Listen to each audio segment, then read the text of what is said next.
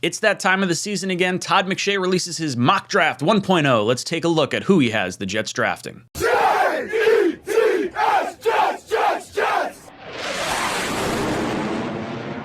Welcome to Jets Talk. My name's Ryan. I'll be your pilot. If you're new here, hit that subscribe button. If you've been here before, welcome back. I love having you here. Boys and girls, we are finally talking about a mock draft, and I'm not going to lie, this feels really good to be able to wait till this long into the season as a Jet fan, because normally we're starting to look at this stuff right around the beginning of October, and it's just nice. We're in the playoff hunt. This is the first mock draft to come out from one of the big analysts, so I wanted to take a look at it over the course of the next few months. I'll do some breakdowns on all these different mock drafts. We'll learn about the players as we go and position groups that I think the Jets should be targeting versus maybe not targeting and whatnot here. So at number 17, Todd McShay. Well, let's go into this. Todd McShay used to room with Joe Douglas in college, so there's a little bit of a familiarity there with the two. McShay actually almost came on board when Joe Douglas was hired as someone in our front office. So I think there might be a little bit of knowledge, potentially, into what Joe Douglas may be thinking or an inside line, perhaps, as well. So at number 17, Todd McShay has the Jets taking interior offensive lineman O'Cyrus Torrence out of Florida. He's 6'5", 347 pounds. The scheme that they say he's good for, according to the Draft Network, is gap/power run scheme, and his ideal role in the NFL would be as a starting right or left guard.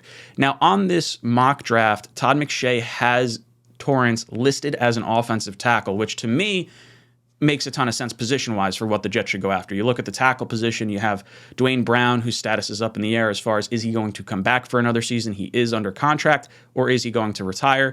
Mekhi Becton, injury history, you can't really rely on him, so I don't want to go into next season as him penciled in as a starter. If he wants to compete and stays healthy, I'm totally good with that. On the right-hand side, you got Max Mitchell, who's dealing with blood clots. George Fant, who right now is not under contract for next year. Maybe the Jets decide to bring him back. Maybe they let him walk in free agency. And then you have Elijah Vera Tucker on the interior side of your offensive line, who's moved all over the place like a chess piece. Is he possibly going to slide out to a tackle position to help solidify that? Or is he going to move back inside to his natural guard position that we drafted him for? So when I look at O'Cyrus Torrence and I take a look at his stats over the course of his career, he transferred from Louisiana Lafayette. He spent 3 years there before his coach was hired as the coach of Florida. So he made the transfer over to there. So he went from a Sun Belt school up to the SEC. So this is kind of a really big deal. This guy went from relatively low level competition up to nice, top tier competition and found his way into the first round and into a top almost half of the first round pick here. So really, really nice work ethic. According to Pro Football Focus, he has taken 1,501 passing snaps over the course of his career. 830 were at left guard, 2,186 at right guard, and 46 at right tackle. He has allowed 1 hit, 24 hurries, and 0 sacks over the course of his collegiate career, and he had no penalties in the SEC this past season. And one thing that I do want to take of note, too, with him having no penalties in the SEC this season, he has Richardson behind him, who's going to go in the first round, the quarterback from Florida, who is mobile as all hell, running around. And for him to not have any, offensive lineman downfield penalties or anything like that, or holding penalties like you might see with a running style quarterback or a more mobile quarterback like Richardson, I think it's impressive that he doesn't have any of those penalties, because if Zach Wilson winds up being the guy, we're going to deal with some of those type of attributes from our quarterback position. And then, just a guy that is smart enough to not commit penalties while also having positional flexibility.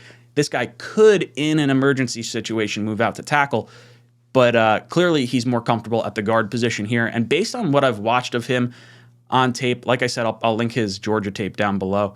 He's very cumbersome moving around. I mean, he's quick to get to the second level and block linebackers and things of that nature, but when he's sliding back in his pass blocking sets, a lot of it is like the faster defensive lineman is giving him a lot of trouble. So again, I recommend you guys take a look at that.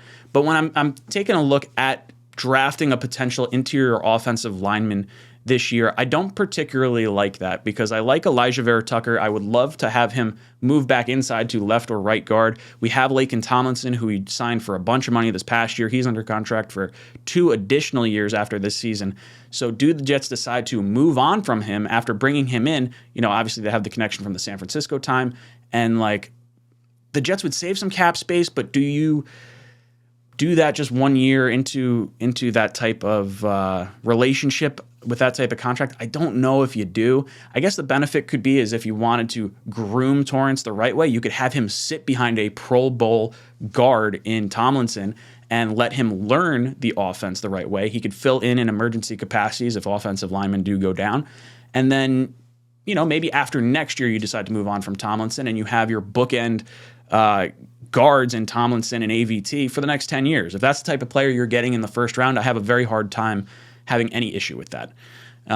Just based on what I'm looking at, I don't particularly want guard in the first round. When I'm looking at some of the other positions, plus or minus a few picks, Broderick Jones, the left tackle from Georgia, just goes 2 picks ahead of the New York Jets. He goes to the New England Patriots. I would prefer the tackle selection more than an interior guy. I actually like Nate Herbig. I wouldn't mind trying to roll the dice on him, bringing him back, and maybe have him back up Tomlinson for another year as opposed to drafting one so highly.